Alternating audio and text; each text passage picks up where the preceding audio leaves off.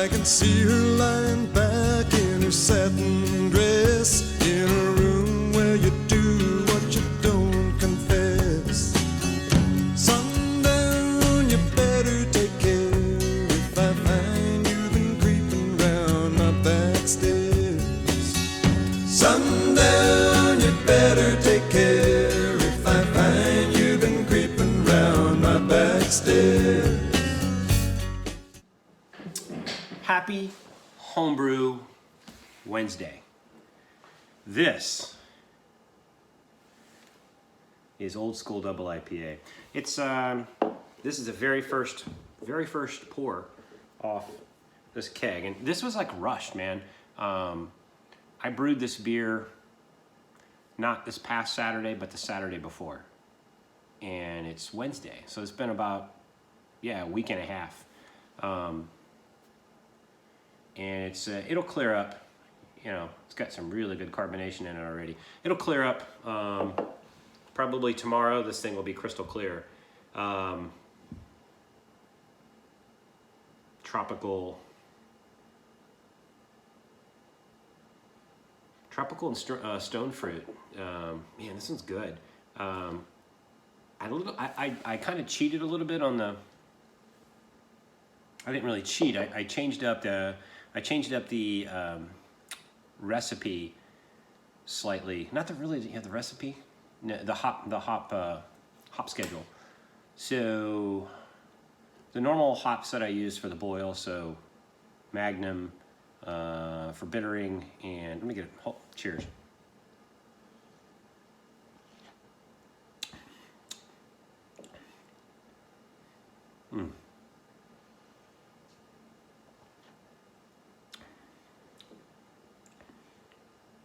Oh man, this is good.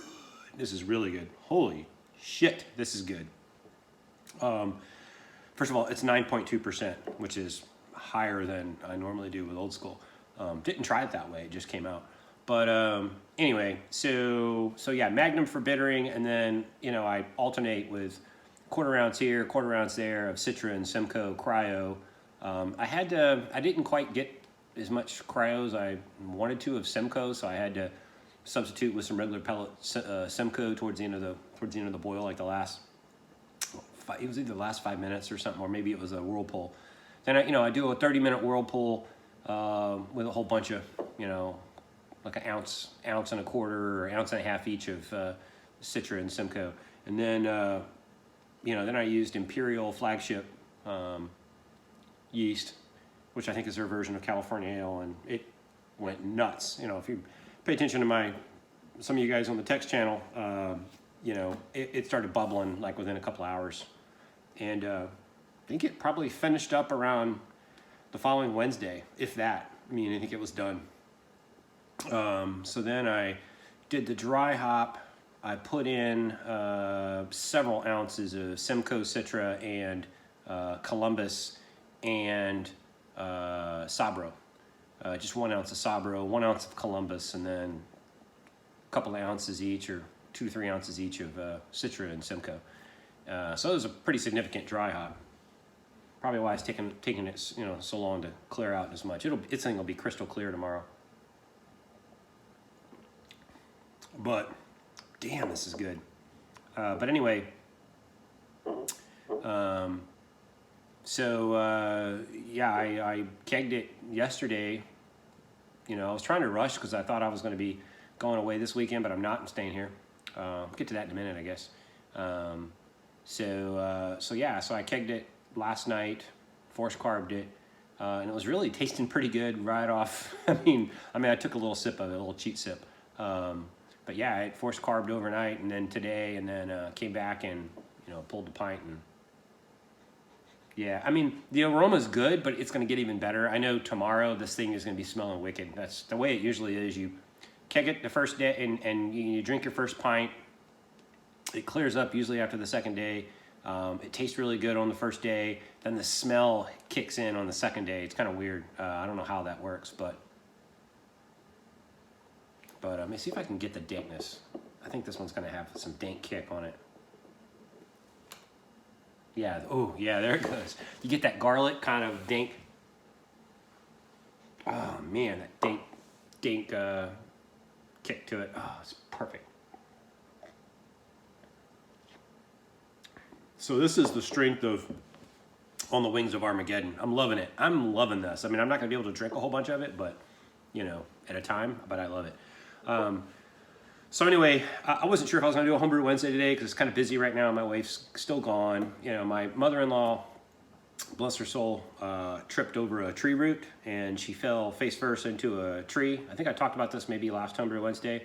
And then she broke her wrist, and then she had to get surgery. She had to put a plate in there, and, you know, she's, you know, getting up there in age. So but, you know, my wife went down just to kind of, you know, help her through this and take care of her, make sure she had, you know, because she doesn't, you know, it was her right arm that, you know, the arm, she's right-handed. So, so she's been down there since late last week. I guess it was like Wednesday last week she left. So she's been down there exactly a week.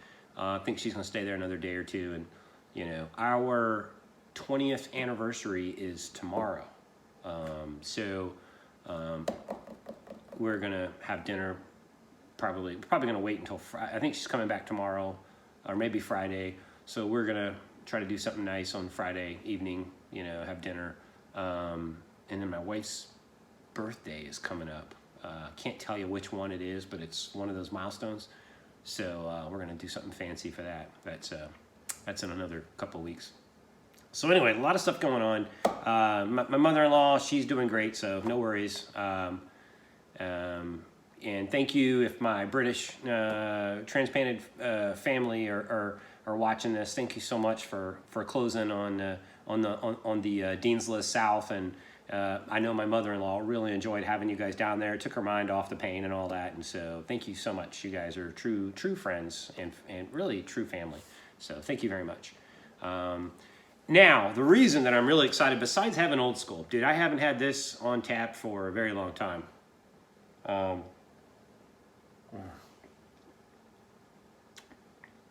this is so good. Oh, and it's got some good sweetness to it, too. Man, this is good. Damn, this is good. This is the flagship. It really is. I need to get a good 7% version of this.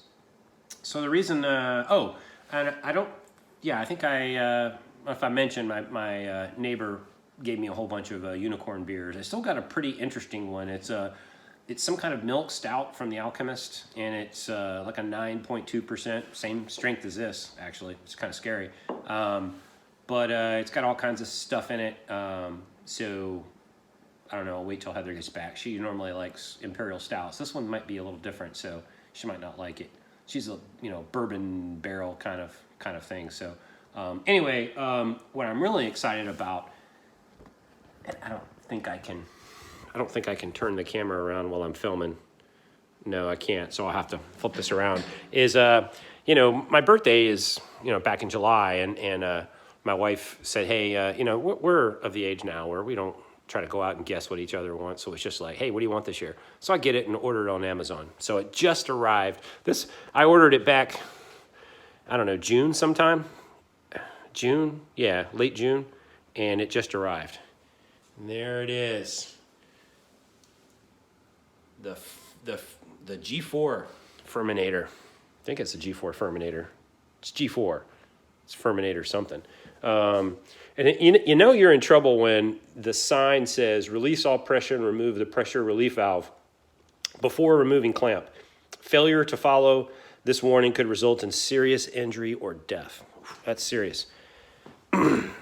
So make sure I follow those instructions. So I've got a whole bunch of hardware that came with this thing that I got to put together. But I've been waiting for this thing for months, and you know, kept checking. It said processing.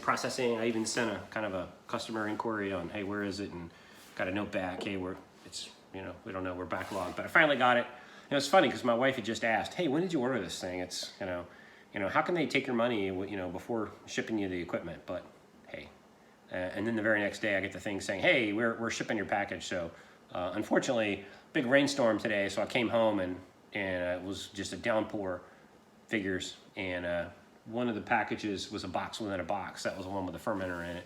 The other one, I guess, has some instructions and other stuff in it. It's probably soaked and probably not going to be able to read them. So I'm going to have to get some online instructions to figure out how to put this thing together. But that's, I guess, what I'll be doing this weekend, figuring out how to put this bad boy together. But so excited. it's going to be a good addition to the Dean's List. So, God, this beer is so good. Man, sorry, I not being narcissistic or anything, but I just kind of love this beer. I love the pungent, dank, like when you stir it up.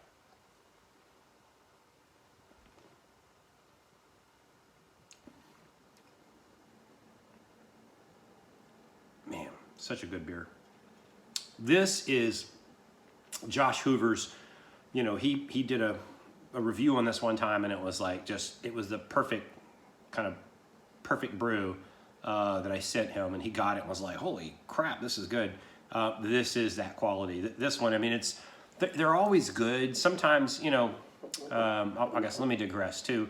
The SJ Pour Challenge, the very last one that I did, I came in as one of the all-stars, I guess, and so I came out with the big guns. I did old school double IPA, and I think did it make it through my round? Made it through my round, then it went to the next round, and then it failed miserably. But, you know, when you do an IPA, when you do a heavily hopped IPA, the risk you run in a kind of longer competition like the SJ Pour Challenge is that you got to have something that can kind of sustain for months. And because if it can't, that means you got to rebrew it. And if you got to rebrew it, that means it's not going to be the same every time. I mean, we do our best, and I'm pretty close to doing the same beer, but something happened on the final beer. I have to go back and look at it, but it just kind of came off like flat. Almost like, matter of fact, it reminds me of when I got COVID and I was smelling IPAs and I couldn't smell anything. Something happened to it like that, where the normal taste and aroma just wasn't there. And I to this day can't figure out what happened to it. But when it went into the final round, it, you know, that's what happened. And did I make it to the? Yeah, I ended up being like last place or second to last place, something like that in the final round. And it's unfortunate. So you know, with double IPAs, I think, you know, especially double IPAs or IPAs, if you're going to do those in a competition, it's got to be like a one shot, one kill competition where you send in, like, normally it's like you send in 3 to 5 bottles or whatever it is, and they use that, I think it's 3 bottles, and they use that for the whole competition.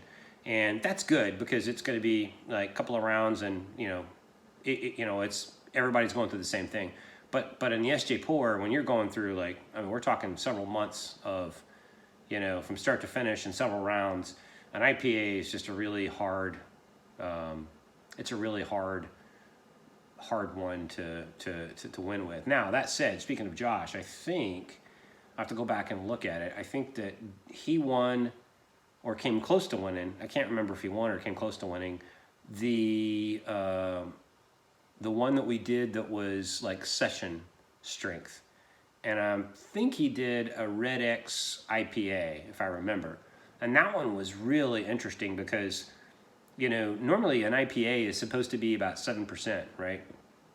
But, you know, his was like less, so it was less than 4, or it was less than 5, it was 4.5, or I forget what I think it was something that had to be 4.5 or less, or I can't remember what the constraint was.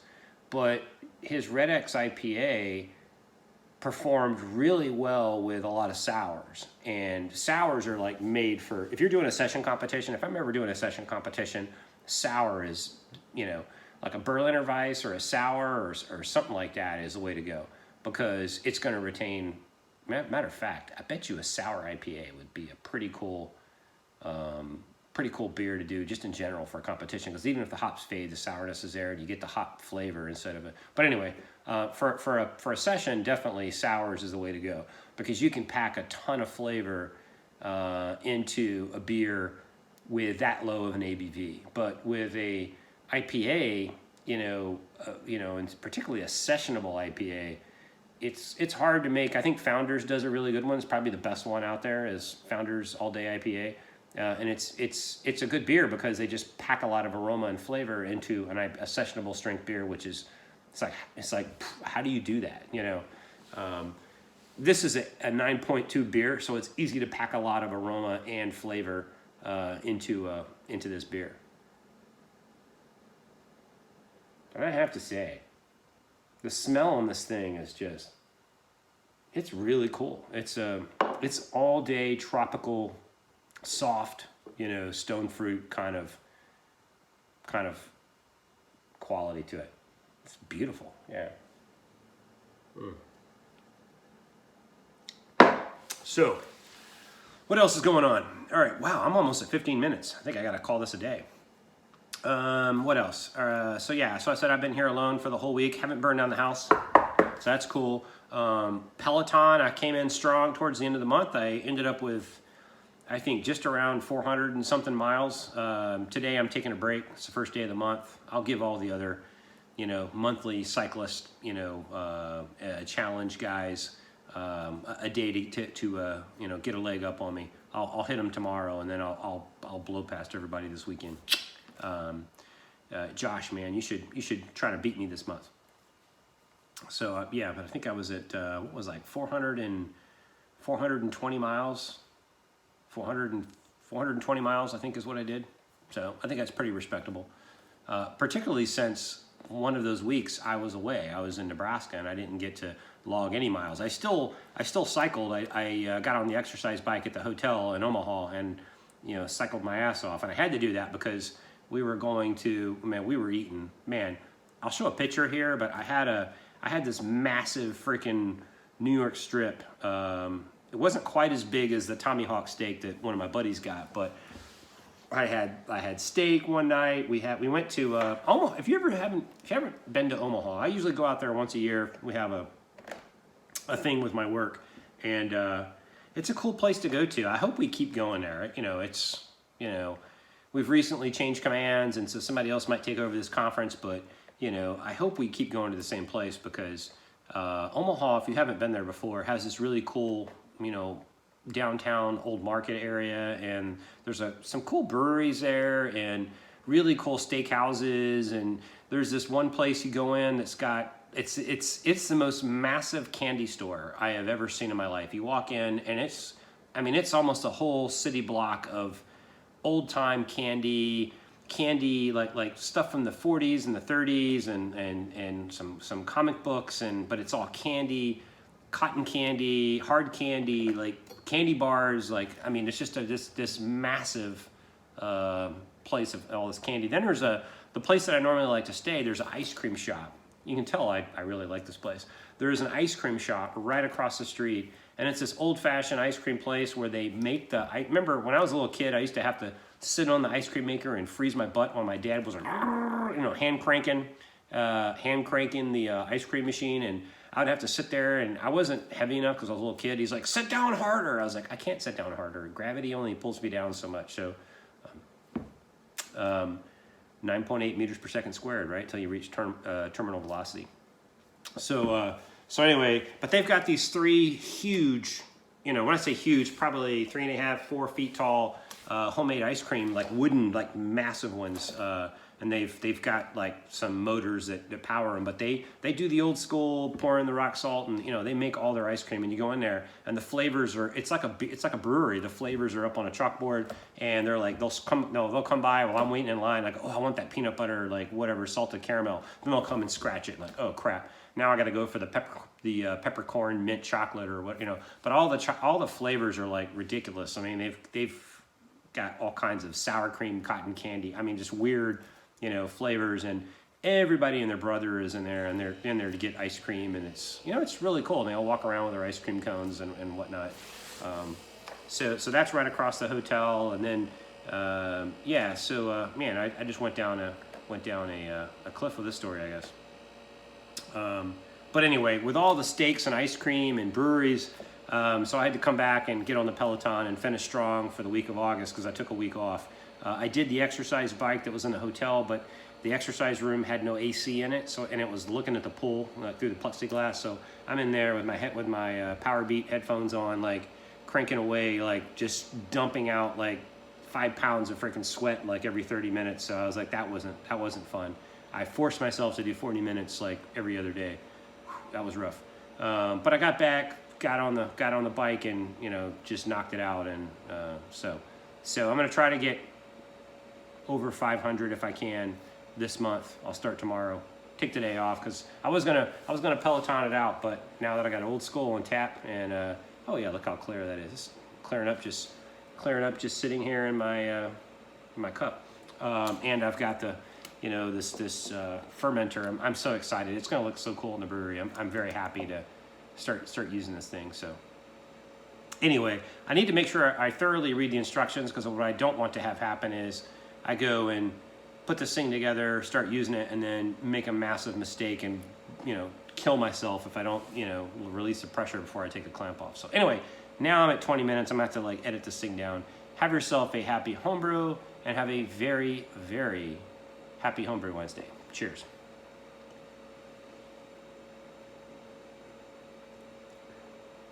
Kicking it old school. I like it.